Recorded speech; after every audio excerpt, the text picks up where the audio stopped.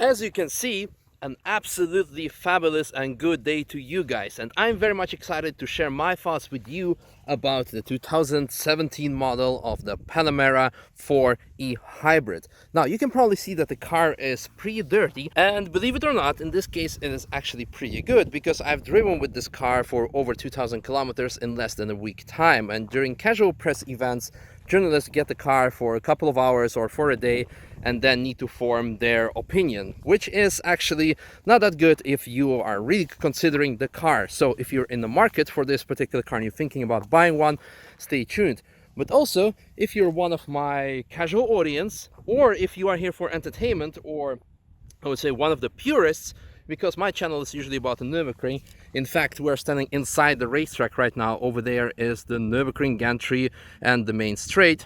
And if you're one of the purists who thinks, well, a Porsche needs to be air-cooled, 6-cylinder, flat, a boxer engine, manual gearbox, and you have to be a Walter Röhr, otherwise you will not be able to have the correct drivable input, and then the car is going to kill you every corner. And what was Porsche thinking by making a Panamera, or let alone even Cayenne or Macan?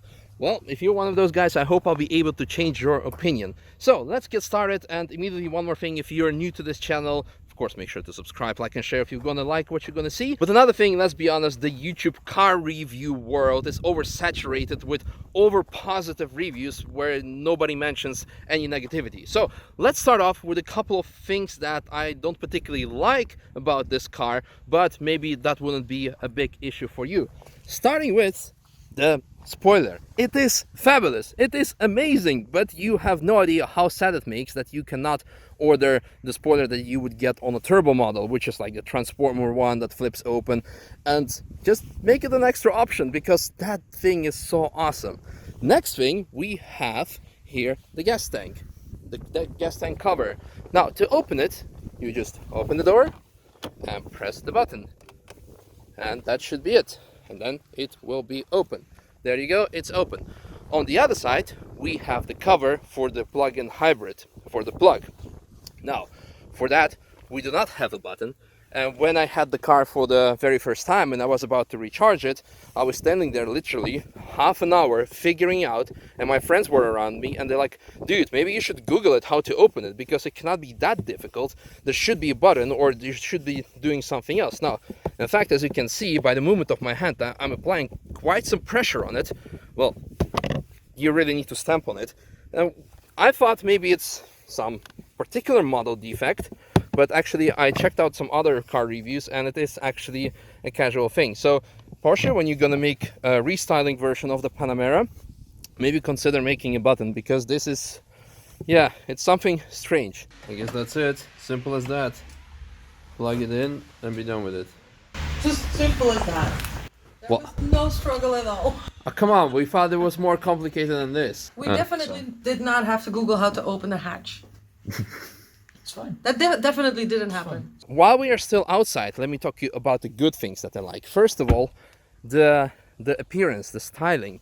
It is an amazing, wonderful car.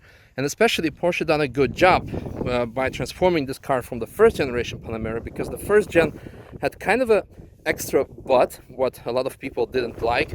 But now it has the universal design language with the taillights similar to 911, as well as on the front, because it has recognizable design elements, especially the headlights that you can find on pretty much every Porsche model except for the 911. Speaking of the headlights, those are the extra optional LED headlights, and I don't know how the stock model performs of those headlights, but these is mind-blowing, and I cannot stress out enough how important lighting is in dark environment when you're driving at night, because that's safety. And not only regarding the fact that you will see things coming, but also that you will get less tired because your eyes have to focus less. Now, regarding the wheels, those are winter wheels. The car should have come with styling, especially Porsche exclusive manufacturer 21-inch, but since it's winter currently in Germany, although you cannot tell by the current weather, it is on winter tires and thereby winter wheels. Now, while we are still outside and we're looking at the brakes, the brake performance is more than sufficient. You can spec your car with optional big brake carbon ceramic kit, and then you have to use at least 20-inch wheels.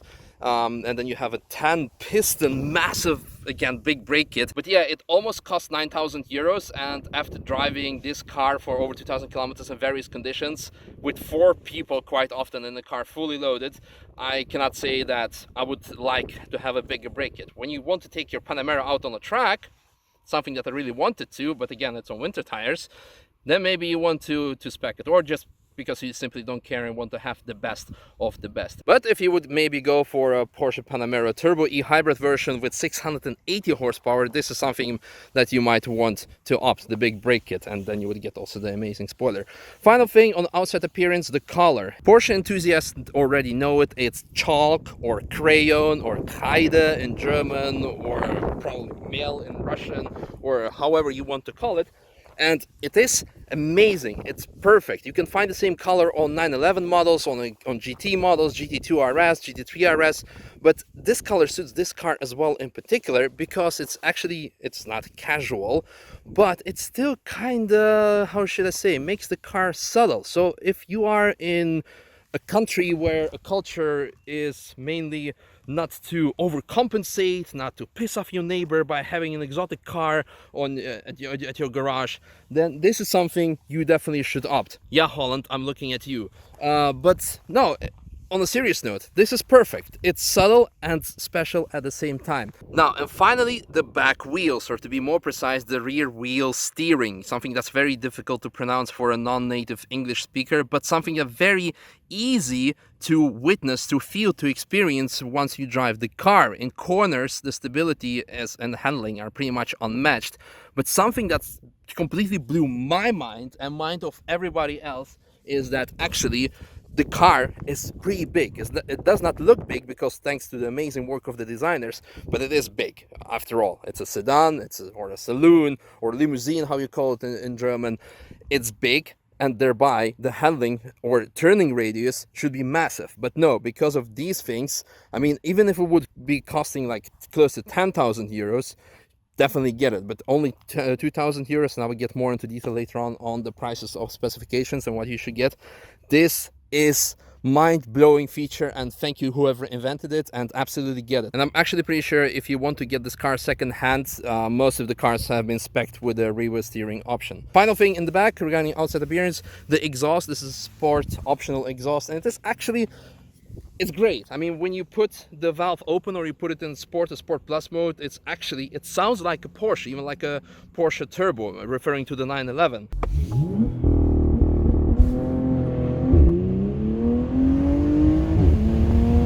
And of course, they're both 6-cylinder twin turbo, so the sound is kind of the same, but that's again related to the purist who would be like, e-hybrid, electric, meh, meh, we want the engine sound. You're gonna get it with that. And in fact, I have driven probably 90% with exhaust closed than with open, because I found it, for my liking, actually a bit too much. But maybe I'm probably getting old. Too much does not mean it was annoying, but in this type of car you want to enjoy the silence and luxury. Speaking of luxury, let's go inside, and starting with my most favorite point of the car. And again, because I'm living at the hilly Eifel Nürburgring region, we have lots of hills, which is great for an amazing racetrack, but sometimes annoying when you park a car on a hill, on a banking, and you want to get out. So when you open the door, you need to be all clumsy and hold it back with your feet, or have it on a small lock on this position, or somewhere completely open, and that's something you cannot swing it completely open. Well, you know the struggle if you know the struggle. But in this case,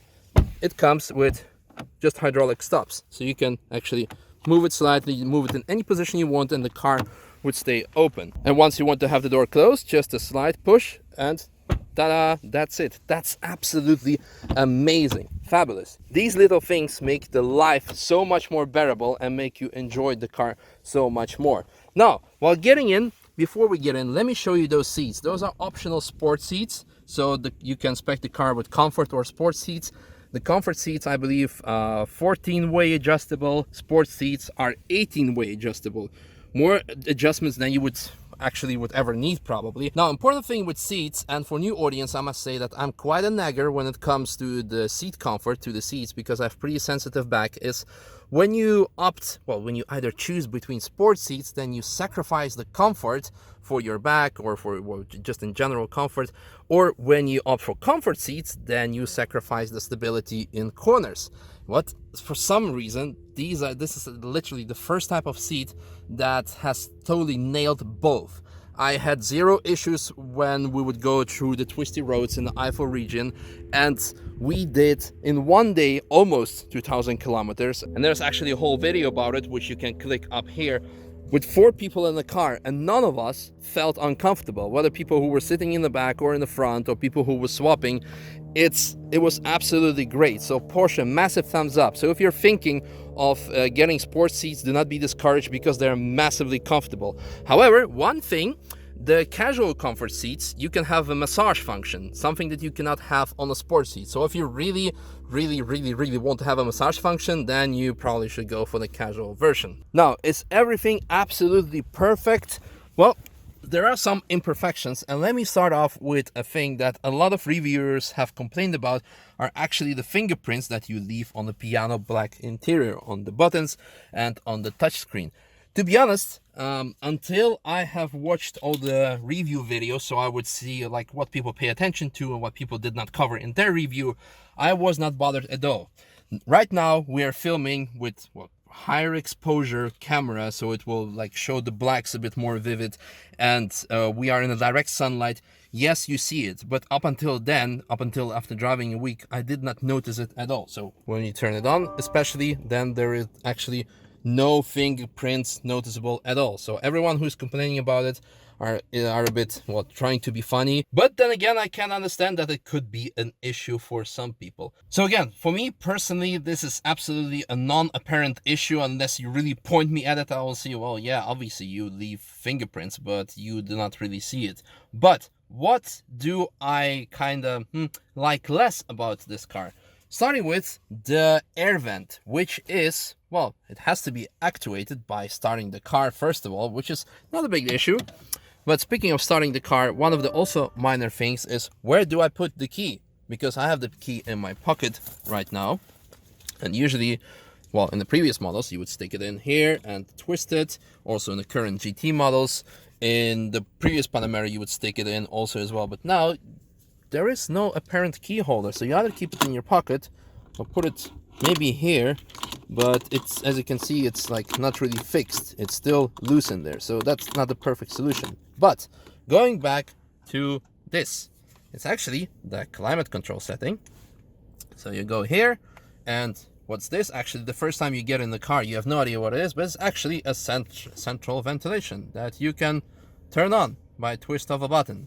Well, not even twist, sorry, that you're living 2019, by a touch of a touch screen. And if you want to control it, again, you need to go to this particular menu, and you can slide left, right, up and down, and then it does what you want. But you can understand that this is really impractical when you're driving the car focused on the road, and things sometimes you can adjust blindly when they're mechanical, but in this case you really need to see where you're pointing, where your finger at, and I really do not need to spend much time to tell you that it's simply impractical. But in general, on moderate temperatures, I did not use the vent at all. So the climate control system is great, but when you think about it, this is kind of like, meh, why? Final annoyance regarding buttons is on the steering wheel. It's all amazing. The scroll functions work perfectly to go through the menu. You can adjust your volume here, but you can also switch off the volume. But how can you go to the next track? Is this? No, that's the back button for one menu. That's the back button for different menu. That's just, again, scrolling through different settings on the head-up display. Where is the back button of the skipping through tracks? Because I like my music. Do you guys like your music?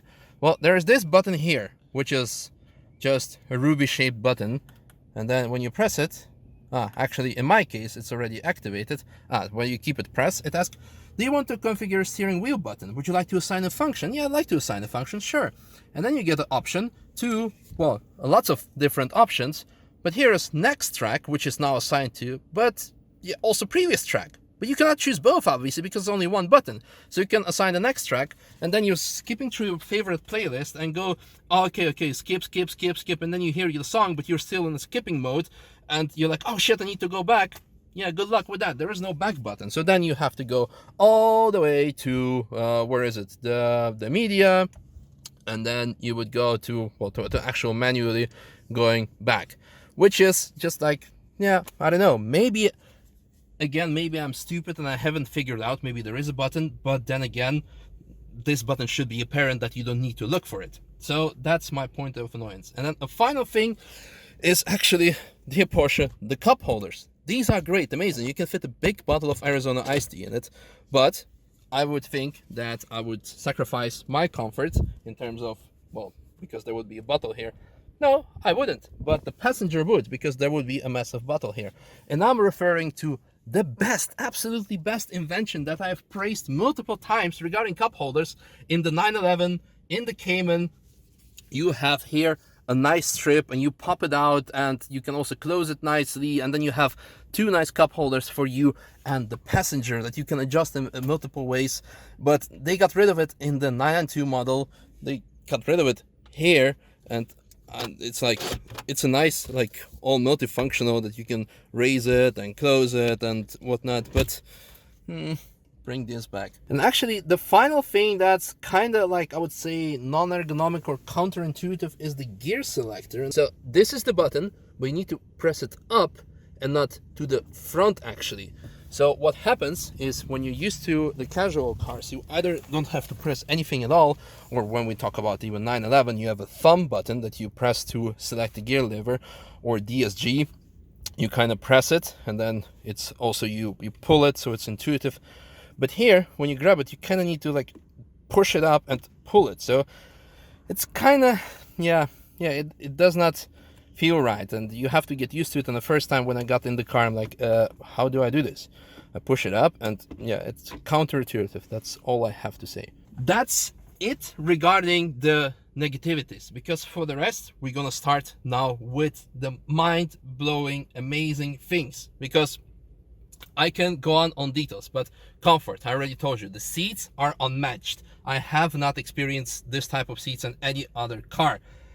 Starting with, actually, let's go directly for the most important thing, the performance. It's just, can you see like how it changed by talking like slowly before that, but now I'm like getting very overly excited, and that's just to tell people who are like, hybrid.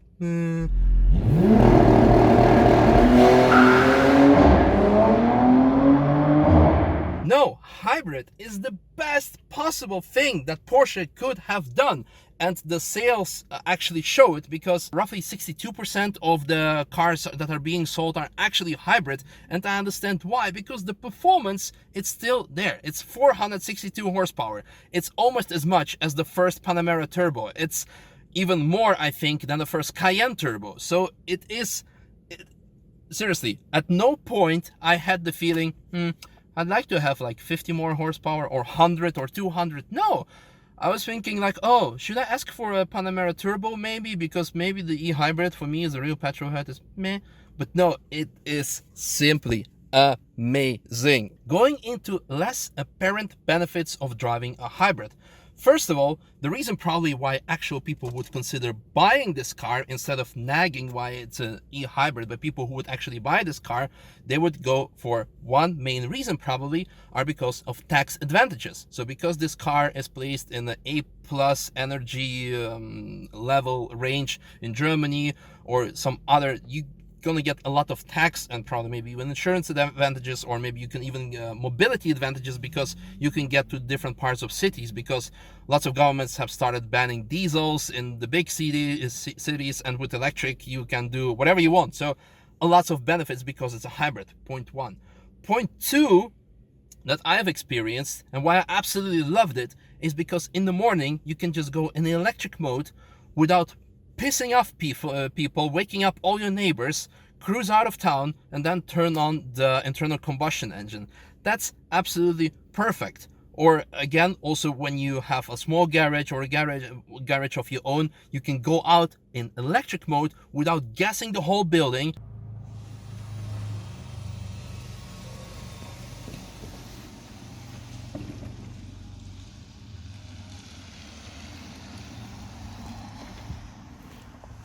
Even quieter than a Porsche Bobby car.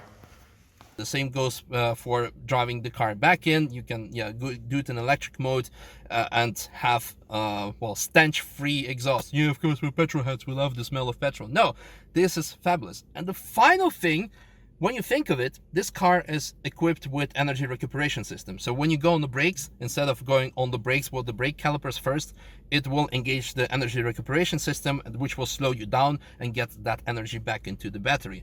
Now, because you're not applying the actual brakes, ta-da! The maintenance costs of the consumables are going to be pretty much close to zero. Well, not close to zero, but far, far less, because you're not using those. You're recuperating the energy. So you pay less tax, you will have lower fuel consumption, and finally, you'll have lower maintenance costs. So it's a no-brainer to get this car. Honestly, it's simply mind-blowing, amazing. I want one. Now, moving on to the next part of performance is actually handling or suspension. And dear Porsche, I have no idea how you have done it. You're just freaking magicians, and thank God for doing this, because in 90% of the cars that I have driven, when you have like a casual executive level car like this and you cruise around and suspension is set soft because it needs to be comfortable, and when you want to, well, have more stiffness through the corners, you want to have more sporty handling, you turn on the sport button, you put the suspension in sport, and you really have to convince yourself that there is something happening. You're like, yeah, it must be stiffer, but it's not. It's just not, because it stays comfortable, because maybe manufacturers are afraid that the type of people that are going to buy this car are going to complain that suspension is too firm, it's too bad, it's too much driver input. I don't understand. But in this case, when you put it in sport, it's actually stiff and sport. When you put it on soft mode and you're driving through the corners, you're like, oh shit, I should put it on in the sport mode again because it's going to be stiff. And vice versa, when you drive it on Autobahn, you're like, yeah, it feels a bit stiff. Let me put it in comfort mode, and then you have actually almost magnetic air ride. It's absolutely phenomenal. It's great. Again, regarding the handling, the rear wheel steering is the best thing you can get if you're in the market for this car. Make sure whatever you take, whichever option you take, make sure to pick that option. Now, and finally, regarding performance, when you look at purchasing of a car, usually there is a specific segment of the car type. There is a market. There is, when you do a car review, you compare a car to another car. And I still really am having a hard time of figuring out who is, or which type of car of a different manufacturer is a competitor for Panamera e-hybrid. And the answer is none. Because when we look at horsepower levels, 462 horsepower this. The thing which is kind of executive and sporty with a similar amount of horsepower is BMW M3 Competition, 450, so not even close, or 460 if you have some CS model.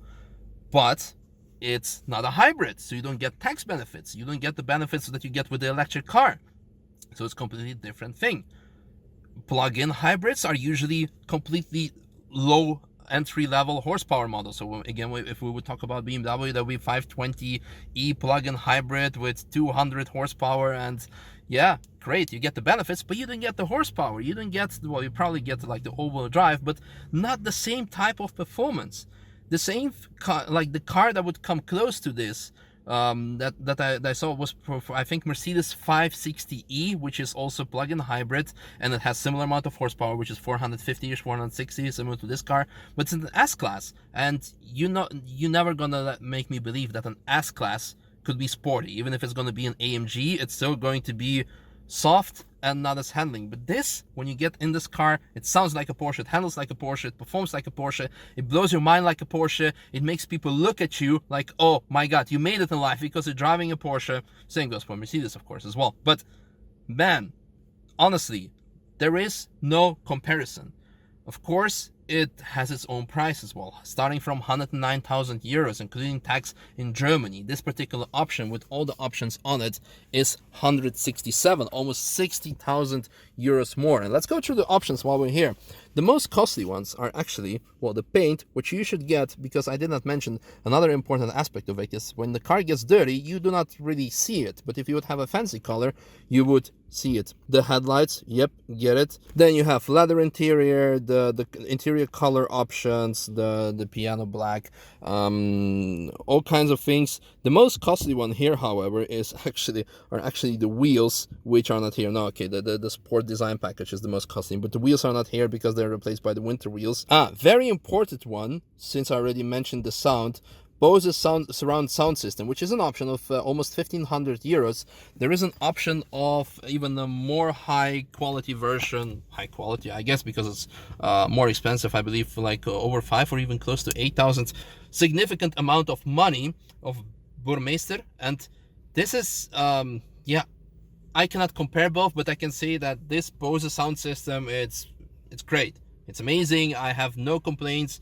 It offers the surround sound, and the experience is great. I mean, I love sound, and if it's good, it's good. If it's bad, it's bad, and it's great. Simple as that. So yeah, if you really want to, if you have the money you want to spend on a high quality version, yes, but don't think that, okay, if I'm gonna pick not the best option, it might be bad. No, it sounds great. Finally, we can go through a couple of things. Yeah, start engine manually, but I don't want to.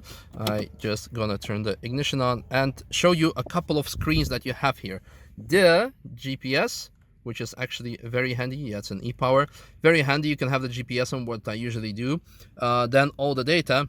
Average consumption 24 liters per 100 kilometers. That's because average speed is 5 kilometers, and that's since refueling. I refilled like a minute ago before I was driving, so the consumption is quite high. But when I was averaging out 200 kilometers per hour on Autobahn, then the consumption was, I believe, 13 liters per 100, which is actually very good, considering the average speed that I was doing, which is legal in Germany on unlimited sections, and even still legal by not driving exceeding 240 kilometers because we're on winter tires. All I want to say is that probably 95% of the world where you cannot drive faster than 130, then you will be averaging something out closer to the actual numbers that are being given by Porsche, which is 2.5 liters per 100 kilometers, which is the lowest in its class. Probably one of the lowest, considering the amount of performance that you get in return. Sport chrono, fastest lap time, yes, because it's obviously Porsche, we need to drive fast. Great. G-force meter, again, the same thing. Let's take it out on the track and see how it is. So it's a nice feature, but something I did not use. Boost, okay, good. And the consumption levels, and then it shows you where the power is going to the battery, from the engine to the back wheels, to the front wheels, which is a nice infotainment thing, I would say. Again, which wheels are being used, and actually, although it's all-wheel drive, most of the time rear wheels are being used, so it's more rear-wheel drive actually. Now, and finally, there we go. Yeah, the tire pressures, which is good, and the vehicle status, and that's pretty much it. Now here we have all the driving assist, so like the adaptive cruise control, and like the mileage and what you would expect and whatnot, and the other buttons that I already covered. So actually, everything you would need, everything that you would want. And finally, then this button is the mode select. So you have the E mode, which is the full e-power, full electric mode. Then you can switch to the hybrid auto, so it will decide for itself if it want to use the engine or regenerate the battery. Then the sport mode, so it will actually use only the internal combustion engine, and obviously the Sport Plus as well.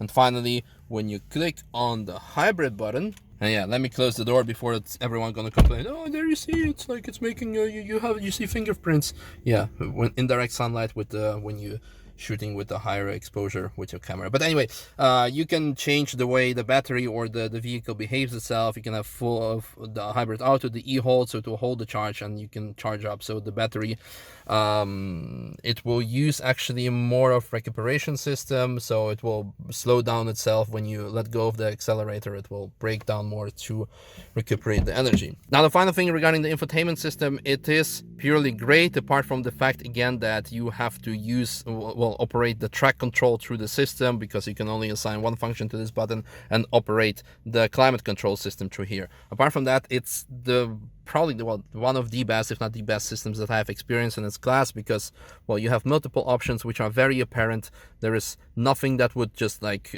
be like, why would I need this? This is hard to find, or I don't need this. Actually here, apps, the e-charging, very convenient when you're going to be on a trip and ask yourself, where can I charge it? Or pretty much anywhere when they have at least like 220 adapter. But for the high power charging stations, you can go here. And actually I found a couple of stations which were not here, but it's nothing to blame on manufacturer, but because the e-mobility is just growing like crazy. Like every day they're coming probably dozen different stations, and it's hard to keep up. That's just like a small comment I wanted to. All the assist systems, so you can switch off the track jam assist, the keep lane assist, the Porsche active safe, and yeah, all the things. Hybrid settings I already shown you, the statistics, the timer, and then the general settings. Well, overall, again, great system, nothing to complain about. It has a very advanced camera system for like reverse driving or the surround camera, which is very nice and sometimes still blows my mind when I use it, because I'm more used to driving more old school cars, not full of this type of technology. Final thing, what should I say? The comfort, the space in the front, amazing, nothing to complain. In the back, I already told you, we were driving with 4 people for 2,000 kilometers. The comfort is great. You can take a nap. You can adjust the back seats as well over here. So adjust accordingly. Sorry. And well, I moved the seat actually completely back. So if I would be driving the car, I would move it forward.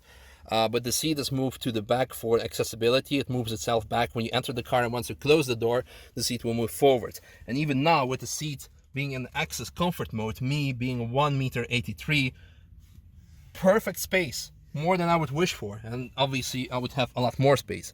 Then there is also executive version of Panamera, which will offer you even more space, but I'll be like, do you even need it? Well, some people do need it, of course. Alcantara, a roof is actually extra option, but very nice, I like it. Then on the back you have controls. Again, sorry for hitting the camera.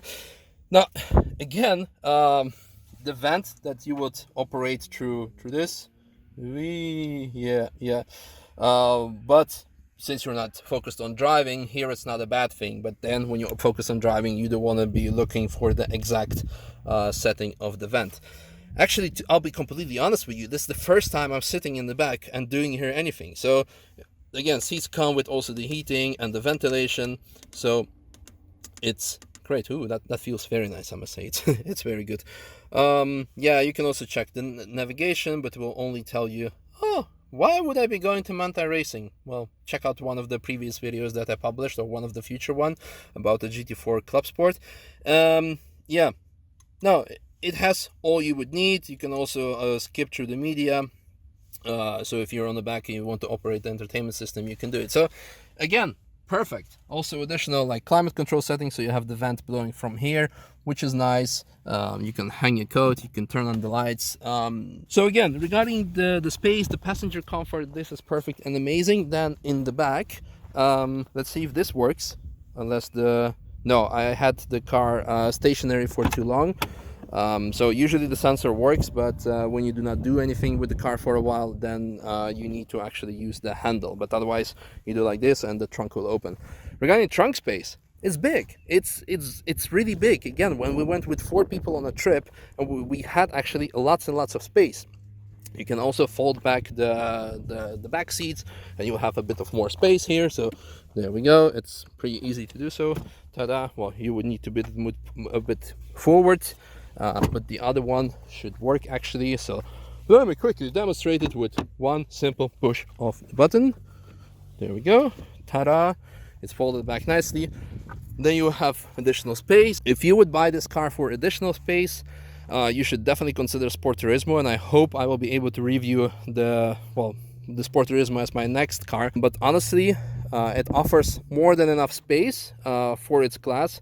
And actually, I mean, sometimes I make a joke, could you go to IKEA to it and buy furniture? But people who have the money for this car, I'm not gonna carry the stuff themselves, and probably also not even assemble the stuff themselves. So we live in 2018 where you don't even have to go to IKEA in the first place. You can order things online and it will be delivered to your home. So again, it's great. What's here? Again, honestly, I have no idea what's here. Oh, the battery pack. Oh, maybe let's stay out of here. Yeah, and the tow hook. and some kind of extras. Then the travel adapter, so it comes with all the cables that you need to plug in your car, and that's it. Well, I guess on to the conclusion, to the verdict.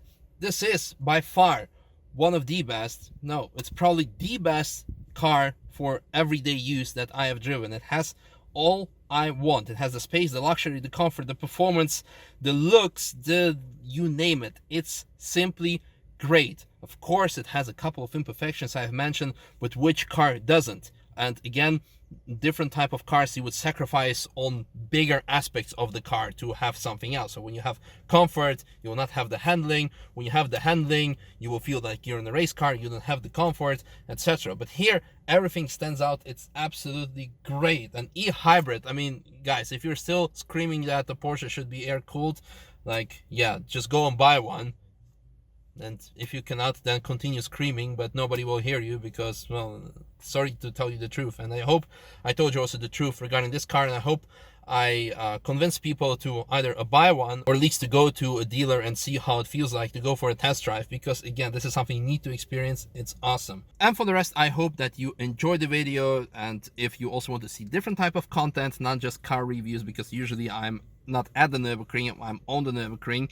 Yeah, you know what to do. Subscribe, and if you have friends that like this type of content, share, like, you know what to do. So hope to see you next time, and I'm off in silence.